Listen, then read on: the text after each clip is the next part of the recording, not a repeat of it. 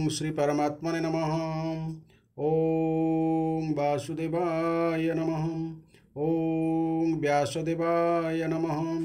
ओम जगन्नाथदासाय नमः। हे माँ सरस्वती तमें कंठरे बस, माँ कंठरे बस। अति बड़ी जगन्नाथ दास रचित श्रीमद् भागवत महापुराणर एकादश स्कंधर 31 अध्याय बा 31तम अध्याय आज श्रवण करिबा। एही अध्याय जदुकूल संहार कथा बा जदुकूल मूषल द्वारा केमती संहार होइथिला बा भगवान संहार पई चाहिथिले से कथा एठारे वर्णना करा जायछि। एहार प्रथम भागरे पद्यांतरी एवं द्वितीय भागरे एहार व्याख्या निश्चय भावे शुणिबा। कलिजुगरे एकमात्र भागवत पुराण श्रवण द्वारा आमे आमर पाप को मोचन करि परिबा एवं कलिजुगर कालर प्रभाव आमे रक्षा पाई परिबा। तेणु आसंतु एही 31 अध्याय वर्तमान आरंभ करिबा। मूषले जदुकूल ध्वंस वर्णन अध्याय 31। राजा परीक्षित उवाच उद्धव कृष्णर वचने गले जे बदरिकाश्रमे पुणिकी कले चक्रपाणी विस्तारी कह मुनिमणि जे काल रूपे अवतरे कोटि ब्रह्मांडर मेधरे ब्राह्मण सापे जदुवंश शरीर तुले कले नाश अशेष जगत मंगल जे रूप देखी काम भोल जनलोचन मनोहर अशेष भुवन सुंदर जे नारी दृष्टि अंगे पड़े मनमोहन चित्ते जड़े आसीन पारे मन छाड़ी प्रेमला लसा सुखे बुड़ी जे रूप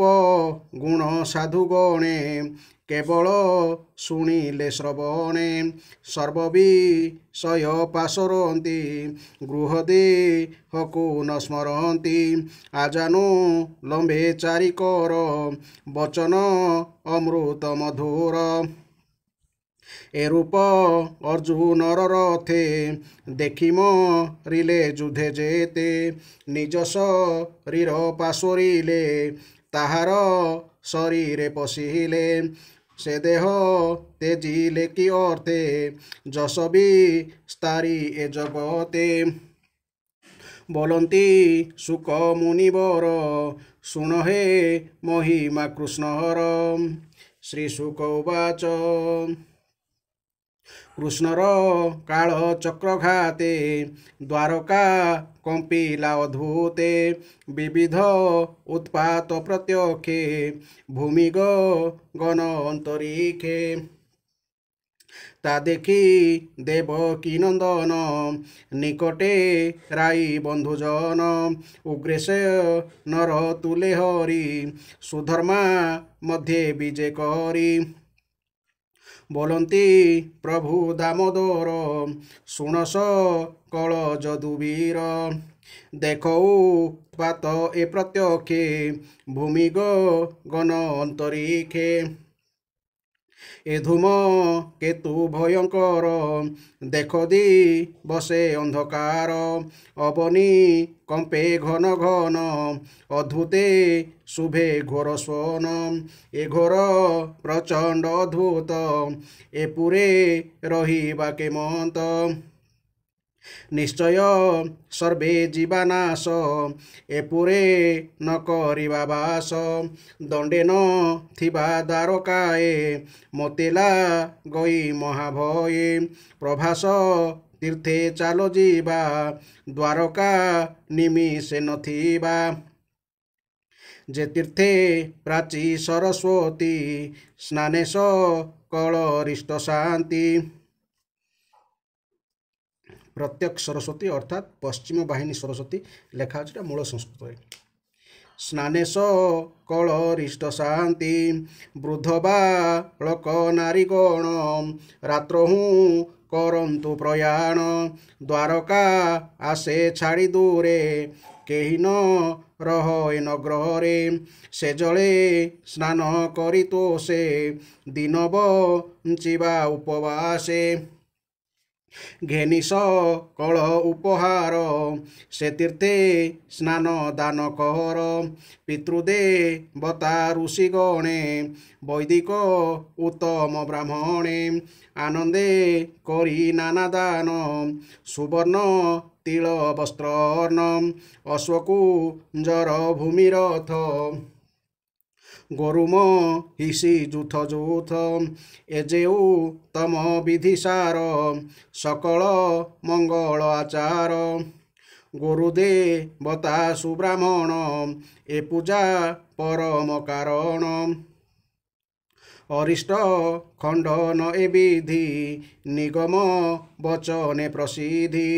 ଏଣୁ ସକଳ ଯଦୁଜନ ରିଷ୍ଟ ଖଣ୍ଡନେ ଦେବାଦାନ। ଏମନ୍ତେ କୃଷ୍ଣର ବଚନେ ଯାଦବେ ଭାଳି ଏକ ମନେ। ବୋଲନ୍ତି ଧନ୍ୟ କୃଷ୍ଣ କଥା ଏଣେ ଖଣ୍ଡିବ ରିଷ୍ଟ ବ୍ୟଥା। ଏମନ୍ତ ଭାଳି ଏକ ଚିତେ ଜାନଆ ରୋହି ଯେଝା ମତେ। ରାତ୍ରହୁଁ ଗଲେ ଯୁଥେ ଯୁଥେ ମିଳିଲେ ସରସ୍ୱତୀ ତୀର୍ଥେ। ଆନନ୍ଦେ ପଶି ପୁଣ୍ୟ ଜଳେ କରନ୍ତି ସ୍ନାନ କୁତୁହଳେ। ଯେ ବିଧି କୃଷ୍ଣ ଉପଦେଶେ ଦିନ ବଞ୍ଚିଲେ ଉପବାସେ। ନାନା ପ୍ରକାରେ ଦେଇ ଦାନ ତୋଷିଲେ ବିପ୍ରଙ୍କର ମନ। ଦିବସ ଅବଶେଷ କାଳେ ସକଳେ ବସି ଏକ ମେଳେ। ଦୈବ ଯୋଗେ ହତ ଜ୍ଞାନ ଯାଦବେ କଲେ ମଦ୍ୟପାନ। କୃଷ୍ଣ ମାୟାରେ ବିମୋହିତ ହୋଇଲେ ସର୍ବେ ମହାମତ। ଫଳିଲା ବ୍ରହ୍ମ ସାପ ଫଳ ଅଦ୍ଭୁତେ ଉଠିଲା କନ୍ଦଳ। ବେଣୁଘ ହର୍ଷଣେ ଅଗ୍ନି ଜେନେ ତକ୍ଷଣେ ଉଠେ ଘୋର ବନେ। ଶୂନ୍ୟ ପଡ଼ିଲା ଥାଟ ହୁରି ଯାଦବେ करे शस्त्र धरी। गदामुगर अशिवर धनुक भूषण्डी तोमर। एमन्ते नाना शस्त्र धरी धाइले घोर नाद करी। धामन्ती अति भयंकरे घोर समर नदी तीरे। रथे के जुझे रण मध्य के गोरु महिषीर कंधे। खरऊ स्टर कंधे बसी के जुझे घोर रणे पशी। गजर कंधे के जुझंती अश्वर पृष्ठे आरोहन्ति। मुसळ मुद्गर प्रहारे जुझंती घोर अंधकारे। अद्भुत मुसळ समरे मुखन दिशे अंधकारे। स्वभावे महावीर गणे जुझंती हस्ती जेन्हे बने। रुक्मिणी सुत सांब संगे घोर गर्जन रण रंगे। भोज क्रूर अन्य अन्य सात्यकी अनिरुद्ध पूर्ण। संग्राम जित भद्रसेन रोषे करन्ति घोर रण। सहस्र जित शतजित सुमित्र संगरे सुरथ। दुर्मद अंध जदुगण अन्योन्ये कले घोर रण। श्रीकृष्ण माया विमोहित जुधक ऋण हेबे हत। माथुर सुर सेन मधु भजसा त्वत वृष्टि जदु। दुर्मद मत घोर रणे जुधक रंती जणे जणे। कोपे जुझंती पिता पुत्रे दारुण युद्ध मित्रे मित्रे। सुहृद सुहृद न चाहि कोपे जुझंती भाई भाई। ମାତୁଳ ଭଗିନୀ କୁମରେ ଯୁଝନ୍ତି ଜ୍ଞାତି ସହଦରେ ଲଜ୍ଜାପି ରତି ତେଜି ଦୂରେ ଯୁଝନ୍ତି ଘୋର ଅନ୍ଧକାରେ ଦୁଃସହ ପ୍ରହାରେ ପ୍ରଚଣ୍ଡ ଶସ୍ତ୍ରେ ଭାଜିଲେ ଖଣ୍ଡ ଖଣ୍ଡ ବିନ୍ଧୁତୁ ଟିଲେ ଧନୁଷର ଗଦା ଖଡ଼ଗ ହେଲା ଚୂର ଅରୁଣ ପ୍ରକାଶେ ଗଗନ ମିଳିଲେ ଏର କାରବନ ବ୍ରାହ୍ମଣ ସାପେ ଲୌହଜାତ ତୀକ୍ଷ୍ମତ୍ରୀ ଶିର ବଜ୍ରବତ করে ধরନ୍ତି মুষ্টি মুষ্টি প্রহারে ছিড়ে কোটি কোটি এরকা বনে ঘোর রণে সংগ্রাম কলে বীরগণে গগনে আদিত্য প্রকাশে যেওবা থিলে যেউ দেশে প্রবেশ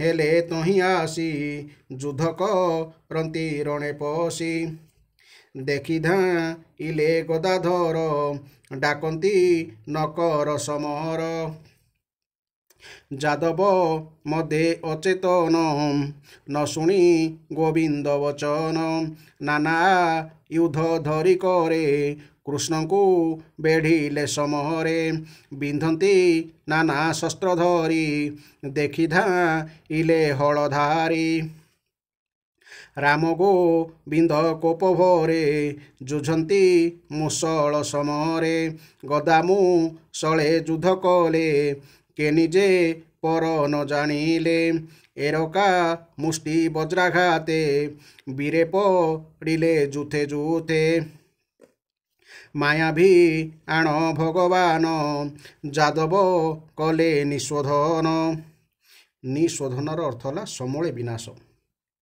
ବ୍ରାହ୍ମଣ ସାପ କୋପାନଳ ହେଳେ ଦହିଲା ଯଦୁକୂଳ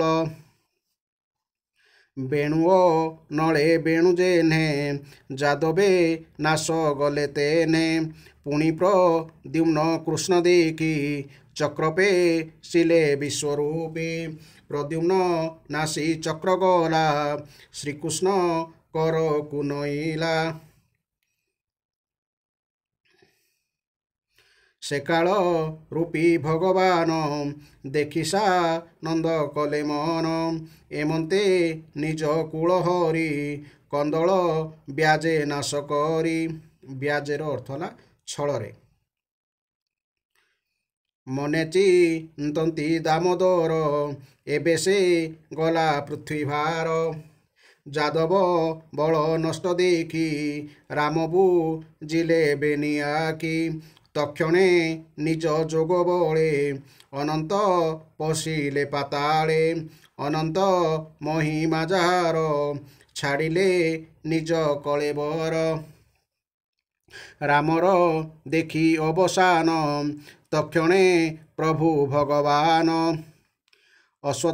অশ্বত্থ তরু মূলে বসি নিজ মহিমা পরকাশি সুন্দর দিশে চতুর্ভুজ কোটিয়ে রবি জিণি তেজ ଅନ୍ଧାର ଦଶ ଦିଶ ଗଞ୍ଜେ ଶ୍ୟାମ ସୁନ୍ଦର ରୂପ ତେଜେ ଶ୍ରୀବତ୍ସ ଚିହ୍ନ ହୃଦେ ଶୋହେ ମଣିକ କଣ ମନ ମୋହେ ପିତବ ସନ ପରିଧାନ ସକଳ ମଙ୍ଗଳ ନିଧାନ ସୁନ୍ଦର ସ୍ମିତ ହାସମୁଖ କୁଟିଳ କୁନ୍ତଳ ସୁରେଖ ବିକଚ ପୁଣ୍ଡରିକ ପ୍ରାଏ କୃଷ୍ଣନ ୟନ ଯୁଗ ସୋହେ ଶ୍ରବଣେ ମକର କୁଣ୍ଡଳ ସୁନ୍ଦର ଅଳକା କପୋଳ ଯଜ୍ଞୋପବୀତ କନ୍ଧେ ସାଜେ ରତ୍ନମେ କଳା କଠି ମାଝେ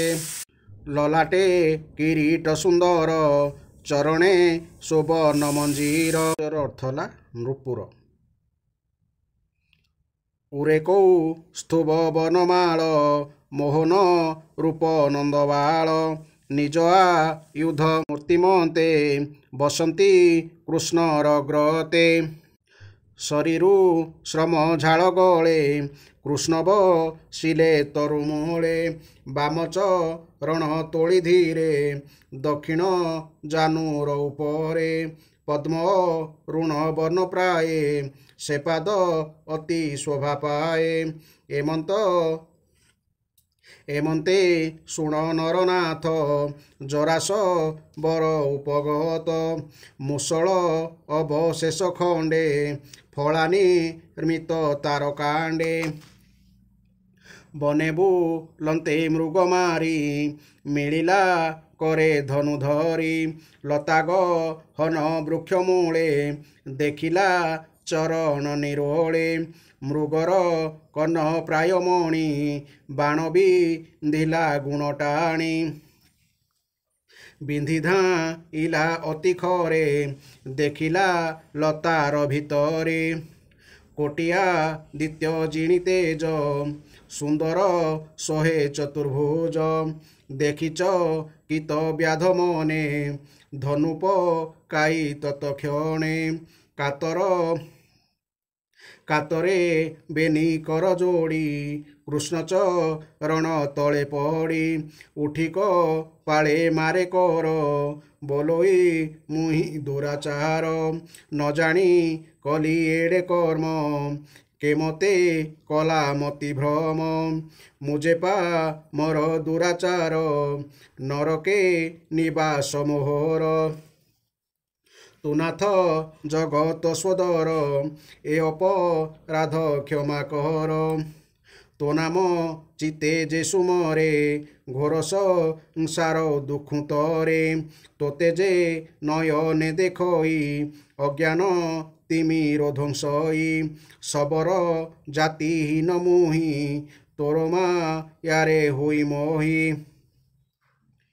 स्वभावे पतित कुचित दिनपा मर मोहचित तोर स्व हस्ते दामोदर खड़गे छेद मोर शिर सर्वपातक मोर जाऊ ए जाति मध्य जन्म न हो दुरित न करे जे मन्ते एमंत आज्ञा हेउ मते तो माया गति दामोदर न जाने बिरंची शंकर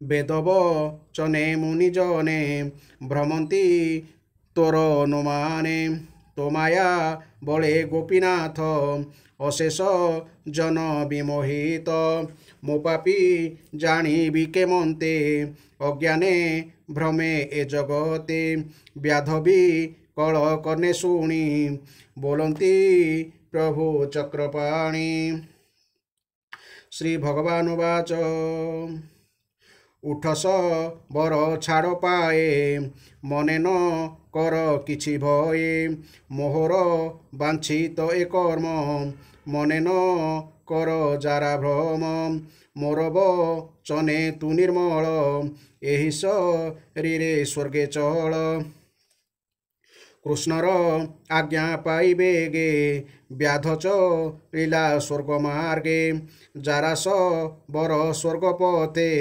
जानते मी लीला दिव्य रथे कियोबा देवा पटांतर गंजई चंद्र दिवाकर देखिस बर तोष मने तक्षणे बसिला विमाने कृष्णव चने स्वर्गे गला तक्षणे दारु कमिलिला लता गहने कृष्ण पासे मिलिला दिव्य गंधवासे दारुक देखे जदुपति कोटिया दित्य प्राय ज्योति जगमोहन रूप राशि अश्वत्थ तरु मूले बसी दारुक रोमांच शरीर प्रेमेन यनु बहिनीर तक्षणे रथ सेहु छाड़ी कृष्ण चरण तले पड़ी हा कृष्ण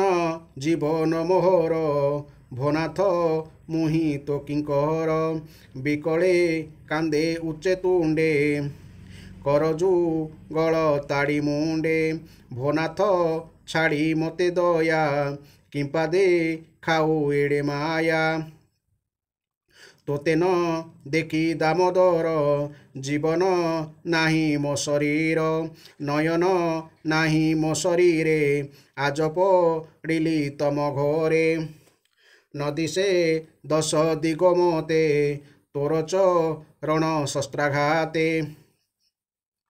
ତୋତେ ନ ଦେଖି ଦାମୋଦର ଜୀବନ ଥିବ କି ମୋହର ଏମନ୍ତେ ଦାରୁକ କାନ୍ଦନ୍ତେ ରଥ ଉଠିଲା ଶୂନ୍ୟ ପଥେ ଭୂଷଣ ବାହନ ସହିତେ ଗରୁଡ଼ ଲାଞ୍ଛନ ଧୂତେ ଗରୁଡ଼ ଲାଞ୍ଛନ ଅର୍ଥାତ୍ ଗରୁଡ଼ ଚିହ୍ନ ଥିବା ଧ୍ୱଜା କୋଟିଏ ସୂର୍ଯ୍ୟ ପ୍ରାୟ ଦିଶି ଗଗନ ମାର୍ଗେ ଗଲା ପଶି ତାହାର ପଛେ ଶସ୍ତ୍ରଗଣ ଚଳିଲେ ଗଗନ ମାର୍ଗେଣ ଦାରୁକେ ବୋଲନ୍ତି ମୁରାରି ଦ୍ୱାରକା ଯାଅ ବେଗ କରି ତାତଜ ନନୀଙ୍କର ଆଗେ ବାରତା କହ ଯାଇ ବେগে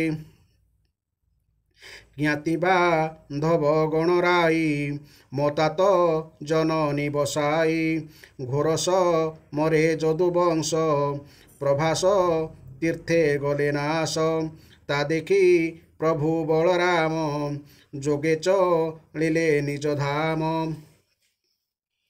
ମୋର ଜୀବନେ ନାହିଁ ଆଶା ଦାରୁକ ଦେଖ ମୋର ଦଶା ଆଜର ଜନି ମଧ୍ୟ ଗତେ ମୁଁ ପୁଣି ଯିବି ନିଜ ପଥେ ମୋର ଶରୀର ଅବସାନେ ସମୁଦ୍ର ଘୋର ନାଦ ଶୋନେ ନାସିବ ଦ୍ୱାରକା ଭୁବନ ଜଳେ ବୁଡ଼ିବେ ସର୍ବଜନ ଆଜନ ଥାନ୍ତୁ କେହି ପୁରେ ରଜନୀ ମୁଖେ ଯାନ୍ତୁ ତୀରେ ତାତଜ ନନୀ ନାରୀ ସଙ୍ଗେ ଇନ୍ଦ୍ରପ୍ରସ୍ତେ ତୁ ଯାଅ ବେগে ଅର୍ଜୁନ ଅଛି ମୋ ଭୁବନେ ଆବୋରି ନିଅ ବେ ନିଜନେ ତୁ ଏବେ ହୁଅ ଜ୍ଞାନ ପର ସକଳ ଭ୍ରମ କର ଦୂର ସଂସାର ମୋହ ଛାଡ଼ିଚିତେ ରହ ତୁ ମୋର ଧର୍ମ ପଥେ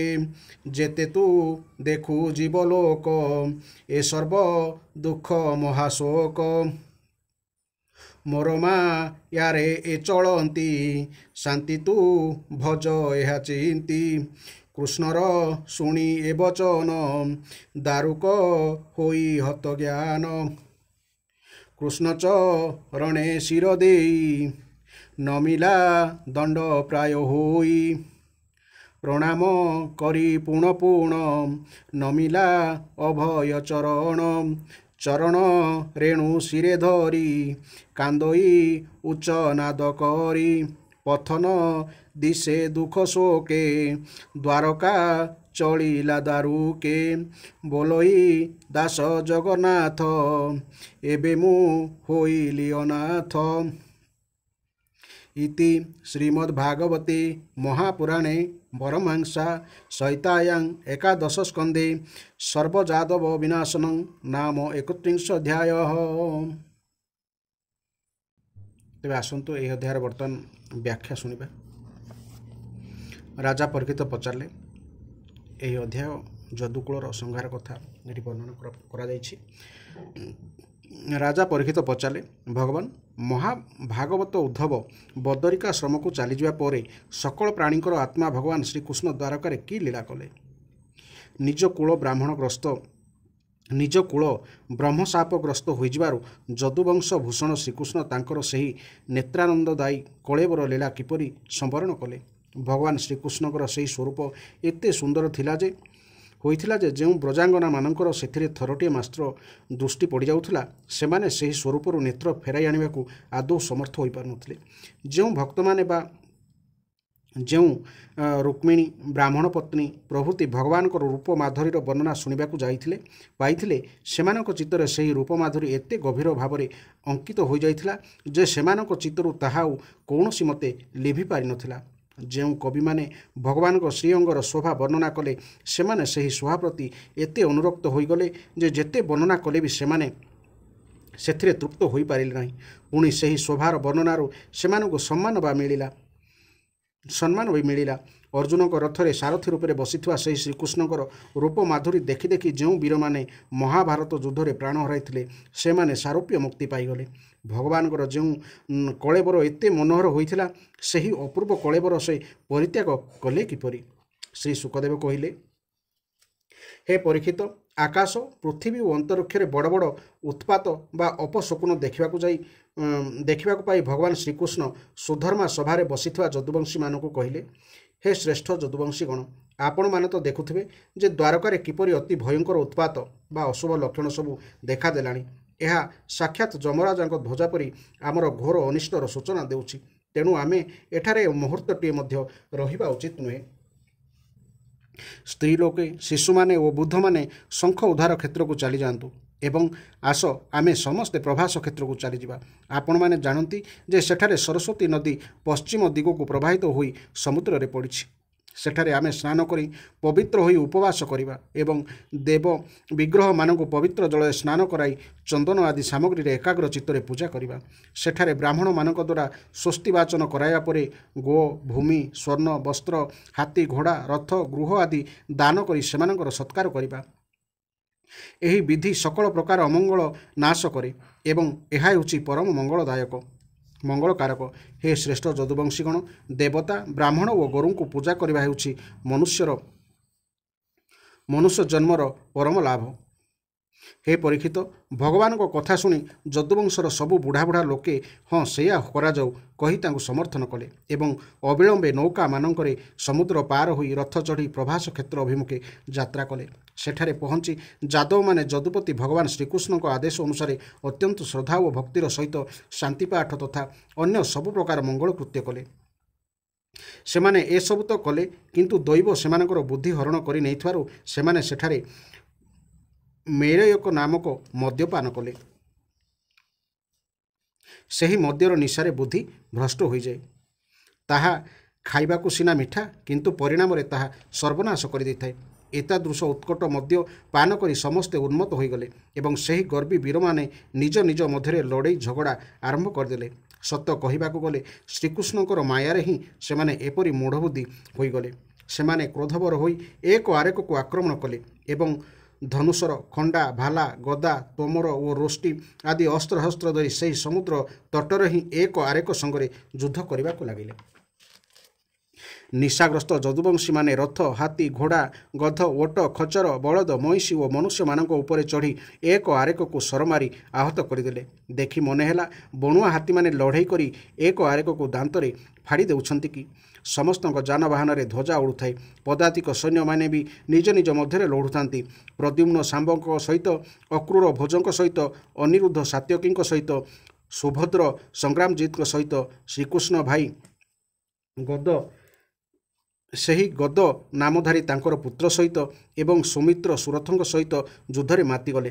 ସେମାନେ ସମସ୍ତେ ଥିଲେ ପ୍ରବଳ ପରାକ୍ରମୀ ଯୋଦ୍ଧା ଏବଂ କ୍ରୋଧବର ହୋଇ ସେମାନେ ଏକ ଆରେକକୁ ମାରିଦେବା ନିମନ୍ତେ ପଣ କରି ଯୁଦ୍ଧ କରୁଥିଲେ। ଏମାନଙ୍କ ଛଡ଼ା ନିଶଠ, ଉଲ୍ଲୁକ, ସହସ୍ରଜିତ, ସତଜିତ, ଭାନୁ ଆଦି ଯାଦବ ମଧ୍ୟ ଏକ ଆରେକ ଉପରେ ଆକ୍ରମଣ କଲେ। ଭଗବାନଙ୍କ ମାୟା ତ ସେମାନଙ୍କୁ ବିମୋହିତ କରିଦେଇଥିଲା ଏବଂ ତାପରେ ମଦ୍ୟ ନିଶା ମଧ୍ୟ ସେମାନଙ୍କୁ ଅନ୍ଧ କରିଦେଇଥିଲା। ଦାସାରହ, ବୃଷ୍ଟି, ଅନ୍ଧକ, ଭୋଜ, ସାତ୍ୱତ, ମଧୁ, ଅର୍ବୁଦ, ମାଥୁର, ସୁରସେନ, ବିସର୍ଜନ, କୁକୁର ଓ କୁନ୍ତୀ ଆଦି ବଂଶର ଲୋକେ ସୌହାର୍ଦ୍ଦ୍ୟ ଓ ପ୍ରେମ ଭୁଲିଯାଇ ପରସ୍ପର ମାରକାଟରେ ମାତିଗଲେ। ମୂଢ଼ତା ବଶତଃ ପୁଅ ବାପାକୁ, ଭାଇ ଭାଇକୁ, ଭଣଜା ମାମୁଁକୁ, ନାତି ଅଜାକୁ, ମିତ୍ର ମିତ୍ରକୁ, ବନ୍ଧୁ ବନ୍ଧୁକୁ, ଦାଦା ପୁତୁରାକୁ ତଥା ଗୋଟିଏ ଜ୍ଞାତି କୁଟୁମ୍ବର ଲୋକେ ପରସ୍ପର ମଧ୍ୟରେ ହଣାହଣି ମରାମରି ହେଲେ।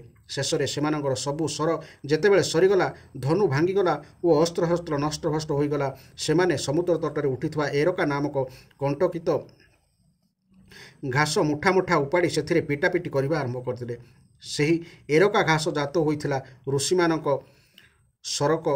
ଋଷିମାନଙ୍କ ସାପରୁ ଉତ୍ପନ୍ନ ହୋଇଥିବା ଲୁହା ମୁଷଳର ଚୂର୍ଣ୍ଣରୁ। ହେ ରାଜନ୍, ସେହି ଘାସକୁ ମୁଠାଏ ଲେଖାଏଁ ଧରି ଉପାଡ଼ୁ ତାହା ବଜ୍ରତୁଲ୍ୟ କଠୋର ମୁଦ୍ଗରରେ ପରିଣତ ହୋଇଯାଉଥିଲା। ଏପରି ଭାବରେ ସମସ୍ତଙ୍କର ହାତରେ ଲୌହ ମୁଦ୍ଗର ହୋଇଗଲା ଏବଂ ତାହାରି ଦ୍ୱାରା ସେମାନେ ଏକ ଆରେକକୁ ରୋଷଭର ହୋଇ ପ୍ରହାର କଲେ। ଭଗବାନ ଶ୍ରୀକୃଷ୍ଣ ସେମାନଙ୍କୁ ବାରଣ କରିବାରୁ ସେମାନେ ଶ୍ରୀକୃଷ୍ଣକୁ ଓ ତାଙ୍କ ଭାଇ ବଳରାମଙ୍କୁ ମଧ୍ୟ ନିଜର ଶତ୍ରୁ ବୋଲି ଭାବିଲେ। ସେହି ଆତତାୟୀମାନେ ଏତେ ଜ୍ଞାନଶୂନ୍ୟ ହୋଇଯାଇଥିଲେ ଯେ ସେମାନେ କୃଷ୍ଣ ବଳରାମଙ୍କୁ ମଧ୍ୟ ମାରିବାକୁ ଗୋଡ଼ାଇ ଆସିଲେ। ହେ କୁରୁନନ୍ଦନ, ଏଥର ଭଗବାନ ଶ୍ରୀକୃଷ୍ଣ ଓ ବଳରାମ ମଧ୍ୟ କ୍ରୋଧବର ହୋଇ ଯୁଦ୍ଧଭୂମିରେ ବୁଲି ବୁଲି ଏରକା ରୂପୀ ମୁଦ୍ଗରରେ ସେମାନଙ୍କୁ ପ୍ରହାର କଲେ। ବାଉଁଶରେ ବାଉଁଶ ଘଷି ହୋଇ ସେଥିରୁ ବାହାରୁଥିବା ଅଗ୍ନି ଯେପରି ସମଗ୍ର ବାଉଁଶ ବଣଟାକୁ ପୋଡ଼ି ଭସ୍ମ କରିଦିଏ, ବ୍ରହ୍ମ ସାପରେ ଗ୍ରସ୍ତ ଓ କୃଷ୍ଣମାୟାରେ ମୋହିତ ଯଦୁବଂଶୀମାନଙ୍କର ସ୍ପର୍ଦ୍ଧାମୂଳକ କ୍ରୋଧ ସେହିପରି ସେମାନଙ୍କୁ ସଂହାର କରିଦେଲା। ନିଜ କୂଳର ସବୁ ଯଦୁବଂଶୀମାନଙ୍କର ସଂହାର ହୋଇଯିବା ଦେଖି ଭଗବାନ ଶ୍ରୀକୃଷ୍ଣ ଭାବିଲେ, ଯାହା ହେଉ ପୂର୍ବରୁ ହୋଇଥିବା ଦୁଷ୍ଟମାନଙ୍କର ସଂହାର ପରେ ପୃଥିବୀର ଯାହା କିଛି ଭାର ବାକି ରହିଯାଇଥିଲା, ଏବେ ତାହା ମଧ୍ୟ ହାଲୁକା ହୋଇଗଲା। ହେ ପରୀକ୍ଷିତ, ବଳରାମ ସମୁଦ୍ର ତଟରେ ବସି ଏକାଗ୍ର ଚିତ୍ତରେ ପରମାତ୍ମା ଚିନ୍ତନ କରି କରି ନିଜ ଆତ୍ମାକୁ ଆତ୍ମସ୍ୱରୂପରେ ମିଶାଇ ଦେଲେ ଏବଂ ଏପରି ଭାବରେ ଭୂଲୋକ ଛାଡ଼ି ଚାଲିଗଲେ। ବଡ଼ ଭାଇ ବଳରାମ ପରମ ପଦରେ ଲୀନ ହୋଇଯିବାରୁ ତାହା ଦେଖି ଭଗବାନ ଶ୍ରୀକୃଷ୍ଣ ମଧ୍ୟ ଗୋଟିଏ ଅଶ୍ୱତଥ ବୃକ୍ଷ ମୂଳକୁ ଯାଇ ଭୂମି ଉପରେ ମୌନ ହୋଇ ବସି ପଡ଼ିଲେ। ଭଗବାନ ସେତେବେଳେ ଚତୁର୍ଭୁଜ ରୂପ ଧାରଣ କରି ସ୍ୱକୀୟ ଅଙ୍ଗକାନ୍ତିରେ ଧୂମରହିତ ଦେଦୀପ୍ୟମାନ ଅଗ୍ନି ପରି 10 ଦିଗକୁ ଉଦ୍ଭାସିତ କରି ଦେଉଥିଲେ। ବର୍ଷାକାଳୀନ ମେଘ ସଦୃଶ ତାଙ୍କର ଶ୍ୟାମଳ ଶରୀରରୁ ତପ୍ତ ସୁବର୍ଣ୍ଣ ପରି ଜ୍ୟୋତି ବିଚ୍ଛୁରିତ ହେଉଥାଏ। ବକ୍ଷସ୍ଥଳରେ ଶ୍ରୀବଚ ଚିହ୍ନ ଶୋଭା ପାଉଥାଏ। ସେ ପୀତାମ୍ବର ପିନ୍ଧିଥାନ୍ତି ଓ କାନ୍ଧରେ ଚଦର ପକାଇଥାନ୍ତି। ତାଙ୍କର ସ୍ୱରୂପ ଅତି ମଙ୍ଗଳମୟ ହୋଇଥାଏ। ମୁଖ କମଳରେ ଶୋଭା ପଡ଼ିଥାଏ ସୁନ୍ଦର ମୃଦୁହାସର ରେଖା। କପୋଳ ଉପରକୁ ନୀଳ କୁନ୍ତଳ ଝୁଲି ଆସି ବଡ଼ ମନୋହର ଦିଶୁଥାଏ। ପଦ୍ମ ସଦୃଶ ସୁନ୍ଦର ଓ ସୁକୁମାର ନେତ୍ର। କର୍ଣ୍ଣରେ ଝୁଲୁଥାଏ ଝଲମଲ ହେଉଥିବା ମକର କୁଣ୍ଡଳ। କଟିରେ ଅଣ୍ଟାସୂତା, କାନ୍ଧରେ ପଇତା, ମସ୍ତକରେ ମୁକୁଟ, କରରେ କଙ୍କଣ, ବାହୁରେ ବାଜବନ୍ଧ, ବକ୍ଷସ୍ଥଳରେ ମଣିହାର, ଚରଣରେ ନୂପୁର, ଅଙ୍ଗୁଳିମାନଙ୍କରେ ମୁଦ୍ରିକା ଏବଂ ଗଳାରେ କୌସ୍ତୁଭମଣି ଶୋଭା ପାଉଥାଏ। ଆଜାନୁଲମ୍ବିତ ବନମାଳା ବଡ଼ ସୁନ୍ଦର ଦିଶୁଥାଏ। ଶଙ୍ଖ, ଚକ୍ର, ଗଦା ଆଦି ଆୟୁଧ ମୂର୍ତ୍ତିମାନ ହୋଇ ପ୍ରଭୁଙ୍କର ସେବା କରୁଥାନ୍ତି। ଭଗବାନ ନିଜର ଡାହାଣ ଜଙ୍ଘରେ ବାମ ଚରଣ ରଖି ବସିଥାନ୍ତି। ଲାଲ ଲାଲ ତଳିପା ରକ୍ତପଦ୍ମ ପରି ଦିଶୁଥାଏ। ହେ ପରୀକ୍ଷିତ, ଜରା ନାମକ ଜଣେ ଶବର ଥିଲା। ସେ ପୂର୍ବୋକ୍ତ ମୂଷଳର ଚୂର୍ଣ୍ଣ ନ ହୋଇ ରହିଯାଇଥିବା ଲୌହ ଖଣ୍ଡଟି ପାଇ ତାହାକୁ ନିଜ ଶରରେ ମୁନ ରୂପେ ଲଗାଇଥିଲା। ସେ ଶିକାର ଖୋଜି ଖୋଜି ବୁଲୁଥିଲା। ଦୂରରୁ ଭଗବାନଙ୍କର ଲାଲ ଲାଲ ତଳିପା ଦେଖି ତାକୁ ଲାଗିଲା ତାହା ହେଉଛି ହରିଣର ମୁଖ। ସେଠାରେ ହରିଣଟିଏ ଅଛି ବୋଲି ଭାବି ସେ ଶର ମାରିଦେଲା। ତାପରେ ସେ ଧାଇଁ ଆସି ପାଖରେ ପହଞ୍ଚି ଦେଖେ ତ ସେ ହେଉଛନ୍ତି ସ୍ୱୟଂ ଚତୁର୍ଭୁଜ ଭଗବାନ। ସେ ତ ଅପରାଧ କରିସାରିଥିଲା, ତେଣୁ ଏ ଦୃଶ୍ୟ ଦେଖି ସେ ଭୟରେ ଥରିବାକୁ ଲାଗିଲା ଏବଂ କ୍ଷମା ମାଗିବା ପାଇଁ ଅସୁର ବଂଶ ନାଶକାରୀ ଭଗବାନ ଶ୍ରୀକୃଷ୍ଣଙ୍କ ଚରଣରେ ଶିର ରଖି ଲମ୍ବ ହୋଇ ତଳେ ପଡ଼ିଗଲା। ସେ କହିଲା, ହେ ମଧୁସୂଦନ, ମୁଁ ଅଜାଣତରେ ଏହି ପାପ କରିଦେଲି। ମୁଁ ଘୋର ପାପୀ, କିନ୍ତୁ ଆପଣ ତ ପରମ ଯଶସ୍ୱୀ ଓ ନିର୍ବିକାର। ଆପଣ କୃପା କରି ମୋର ଅପରାଧ କ୍ଷମା କରନ୍ତୁ। ହେ ସର୍ବବ୍ୟାପକ ସର୍ବଶକ୍ତିମାନ ପ୍ରଭୁ, ମହାତ୍ମାମାନେ କହନ୍ତି ଆପଣଙ୍କୁ ସ୍ମରଣ କରିବା ମାତ୍ରେ ମନୁଷ୍ୟର ଅଜ୍ଞାନ ଅନ୍ଧକାର ନଷ୍ଟ ହୋଇଯାଏ, କିନ୍ତୁ ଏଡ଼େ ଦୁଃଖର କଥା ଯେ ମୁଁ ସାକ୍ଷାତ ଆପଣଙ୍କର ହିଁ ଅନିଷ୍ଟ କରିଦେଲି। ହେ ବୈକୁଣ୍ଠନାଥ, ମୁଁ ହେଉଛି ନିରପରାଧ ହରିଣମାନଙ୍କୁ ମାରୁଥିବା ମହାପାପୀ। ଆପଣ ମୋତେ ଏହି କ୍ଷଣି ମାରିଦିଅନ୍ତୁ, ତାହେଲେ ମୁଁ ଆଉ କେବେ ଆପଣଙ୍କ ପରି ମହାପୁରୁଷଙ୍କ ପ୍ରତି ଅପରାଧ କରିପାରିବି ନାହିଁ। ଆପଣଙ୍କ ଯୋଗ ମାୟାରେ ରଚିତ ଏହି ବିଶ୍ୱ ବିଷୟର ବ୍ରହ୍ମା, ତାଙ୍କ ପୁତ୍ରଗଣ ରୁଦ୍ର ଆଦି ତଥା ବାଣୀର ଅଧିଷ୍ଠାତା ବୃହସ୍ପତି ଆଦି ବି ଠିକ୍ ରୂପେ ଜାଣିପାରନ୍ତି ନାହିଁ, କାରଣ ସେମାନଙ୍କର ଦୃଷ୍ଟି ଆପଣଙ୍କର ମାୟା ଦ୍ୱାରା ଆଚ୍ଛାଦିତ ହୋଇ ରହିଛି। ତେବେ ମୋ ପରି ଜଣେ ପାପଜନୀ ଜାତ ପ୍ରାଣିବା ସେ ବିଷୟରେ କ'ଣ ଜାଣିପାରିବ? ଭଗବାନ ଶ୍ରୀକୃଷ୍ଣ କହିଲେ, ଉଠସ ବର ଛାଡ଼ ପାଏ, ମନେ ନ କର କିଛି ଭୟ, ମୋହର ବାଞ୍ଛିତ ଏ କର୍ମ, ମନେ ନ କର ଯାରା ଭ୍ରମ, ମୋର ବଚନେ ତୁ ନିର୍ମଳ, ଏହି ଶରୀରେ ସ୍ୱର୍ଗେ ଚଳ, ଯେ ସ୍ୱର୍ଗ ପୁଣ୍ୟ ଜନବାସ, ସେଠାରେ କର ତୁ ନିବାସ। ଶ୍ରୀ ଶୁକଦେବ କହି ଚାଲେ, ହେ ପରୀକ୍ଷିତ, ଭଗବାନ ଶ୍ରୀକୃଷ୍ଣ ନିଜ ଇଚ୍ଛାରେ ଶରୀର ଧାରଣ କରିଥିଲେ। ସେ ଜରାସବରକୁ ଏହି ଆଦେଶ ଦେବାରୁ ସେ ତାଙ୍କୁ 3 ଥର ପରିକ୍ରମା କରି ନମସ୍କାର କଲା ଏବଂ ସେଠାରେ ଆସି ପହଞ୍ଚିଥିବା ବିମାନରେ ବସି ସ୍ୱର୍ଗଲୋକକୁ ଚାଲିଗଲା। ସେପଟେ ଭଗବାନଙ୍କର ରଥର ସାରଥୀ ଦାରୁକ ପ୍ରଭୁ କୁଆଡ଼େ ଗଲେ ବୋଲି ଖୋଜୁଥାନ୍ତି। ଦାରୁକ ଭଗବାନଙ୍କୁ ଖୋଜି ଖୋଜି ପ୍ରଭୁ ଧାରଣ କରିଥିବା ତୁଳସୀର ସୁଗନ୍ଧଯୁକ୍ତ ବାୟୁ ଶୁଙ୍ଘି ଶୁଙ୍ଘି ସେହି ସୁଗନ୍ଧ ଆସୁଥିବା ଦିଗରେ ଆଗକୁ ବଢ଼ି ଚାଲିଲେ। ଯାଉ ଯାଉ ହଠାତ୍ ଦାରୁକ ଦେଖିବାକୁ ପାଇଲେ ଯେ ଭଗବାନ ଶ୍ରୀକୃଷ୍ଣ ଅଶ୍ୱତଥ ବୃକ୍ଷମୂଳେ ବସିଛନ୍ତି। ଅତ୍ୟନ୍ତ ତେଜବାନ ଆୟୁଧମାନେ ମୂର୍ତ୍ତିମାନ ହୋଇ ପ୍ରଭୁଙ୍କ ସେବାରେ ସଂଲଗ୍ନ ଅଛନ୍ତି। ଭଗବାନଙ୍କୁ ଦେଖି ଦାରୁକଙ୍କ ହୃଦୟରେ ପ୍ରେମର ବନ୍ୟା ଆସିଗଲା। ତାଙ୍କ ନେତ୍ର ଅଶ୍ରୁ ଛଳ ଛଳ ହୋଇଗଲା। ସେ ରଥରୁ ତଳକୁ ଡେଇଁ ପଡ଼ି ପ୍ରଭୁଙ୍କ ଚରଣ ତଳେ ଲୋଟି ପଡ଼ିଲେ। ଭଗବାନଙ୍କୁ ପ୍ରାର୍ଥନା କରି ଦାରୁକ କହିଲେ, ପ୍ରଭୁ, ରାତିରେ ଚନ୍ଦ୍ର ଲୁଚିଗଲେ ଯେପରି ଦିଗ ବାରି ହୁଏ ନାହିଁ ତଥା ଅନ୍ଧକାର ହୋଇଗଲେ ଯେପରି କିଛି ଦେଖାଯାଏନି, ଆପଣଙ୍କର ଏହି ପାଦପଦ୍ମ ଦେଖିବାକୁ ନ ପାଇ ମୋତେ ବି ସେହିପରି ଚତୁର୍ଦିଗ ଅନ୍ଧାର ଦେଖାଯାଉଛି। ମୋର ଦିଗ ଜ୍ଞାନ ରହୁନାହିଁ କି ମୋତେ ଶାନ୍ତି ମିଳୁନାହିଁ। ହେ ପରୀକ୍ଷିତ, ଦାରୁକ ଏପରି କହୁଛନ୍ତି। ସେପଟେ ତାଙ୍କ ଆଖି ଆଗରେ ଭଗବାନଙ୍କର ଗରୁଡ଼ ଧ୍ୱଜ ରଥ ପତାକା ଓ ଘୋଡ଼ାଙ୍କ ସହିତ ଆକାଶ ମାର୍ଗରେ ଉଡ଼ି ଚାଲିଗଲା। ରଥ ପଛେ ପଛେ ଭଗବାନଙ୍କର ଆୟୁଧ ସବୁ ମଧ୍ୟ ଚାଲିଗଲେ। ଏ ଘଟଣା ଦେଖି ଦାରୁକଙ୍କର ଆଶ୍ଚର୍ଯ୍ୟର ସୀମା ରହିଲା ନାହିଁ। ଭଗବାନ ତାଙ୍କୁ କହିଲେ, ହେ ଦାରୁକ, ତୁମେ ଏଥର ଦ୍ୱାରକା ଚାଲିଯାଅ ଏବଂ ସେଠାକାର ଲୋକଙ୍କୁ ଯଦୁବଂଶୀମାନଙ୍କର ପାରସ୍ପରିକ ସଂହାର, ଭାଇ ବଳରାମଙ୍କର ପରମଗତି, ମୋର ସ୍ୱଧାମ ଗମନ କଥା ଜଣାଇ ଦିଅ। ସେମାନଙ୍କୁ ମୋର ଏହି ସନ୍ଦେଶ କହିଦେବ। ତୁମେମାନେ ଏଥର ନିଜ ନିଜର ପରିବାର ସହିତ ଆଉ ଦ୍ୱାରକାରେ ରହିବା ଠିକ୍ ହେବ ନାହିଁ। ମୁଁ ଚାଲିଯିବା ପରେ ଦ୍ୱାରକା ନଗରୀକୁ ସମୁଦ୍ର ବୁଡ଼ାଇ ଦେବ। ତେଣୁ ସମସ୍ତେ ନିଜ ନିଜର ଧନ ସମ୍ପଦ, କୁଟୁମ୍ବ ଓ ମୋ ମାତା ପିତାଙ୍କୁ ନେଇ ଅର୍ଜୁନଙ୍କ ତତ୍ତ୍ୱାବଧାନରେ ଇନ୍ଦ୍ରପ୍ରସ୍ଥ ଚାଲିଯାଅ। ହେ ଦାରୁକ, ତୁମେ ମୋ ଦ୍ୱାରା ଉପଦିଷ୍ଟ ଭାଗବତ ଧର୍ମର ଆଶ୍ରୟ ନିଅ ଏବଂ ଜ୍ଞାନନିଷ୍ଠ ହୋଇ ଉଦାସୀନ ଭଳି ଜୀବନଯାପନ କର ତଥା ଏ ସମସ୍ତ ଦୃଶ୍ୟ ଜଗତକୁ ମୋ ମାୟାର ରଚନା ବୋଲି ଜାଣି ପ୍ରଶାନ୍ତ ହୋଇଯାଅ। ଭଗବାନ ଏହି ଆଦେଶ ପାଇ ଦାରୁକ ଭଗବାନଙ୍କୁ ପରିକ୍ରମା କଲେ ଏବଂ ତାହାଙ୍କ ଚରଣ କମଳରେ ମଥା ଲଗାଇ ବାରମ୍ବାର ପ୍ରଣାମ କଲେ। ତାପରେ ଅତ୍ୟନ୍ତ ବିଷଣ୍ଣ ଚିତ୍ତରେ ଦ୍ୱାରକା ଫେରିଗଲେ। ସୁନ୍ଦର ଅଧ୍ୟାୟ। ଏହା ଅଧ୍ୟୟନ କରି ମନଟି ଭାରି ଭାବ ବିହଳିତ ହୋଇଗଲା। ଏପରି ଧାରାବାହିକ ଭାବେ ଶୁଣିବା ପାଇଁ ଚ୍ୟାନେଲଟିକୁ ନିଶ୍ଚୟ ସବସ୍କ୍ରାଇବ୍ କରିବେ। ଆଉ ଅଧିକ କହିବାକୁ ମୋର ମଧ୍ୟ ଭାବନା ସ୍ଫୁରଣ ହେଉନାହିଁ। ଜୟ ଜଗନ୍ନାଥ, ଜୟ ଜଗନ୍ନାଥ, ଜୟ ଜଗନ୍ନାଥ।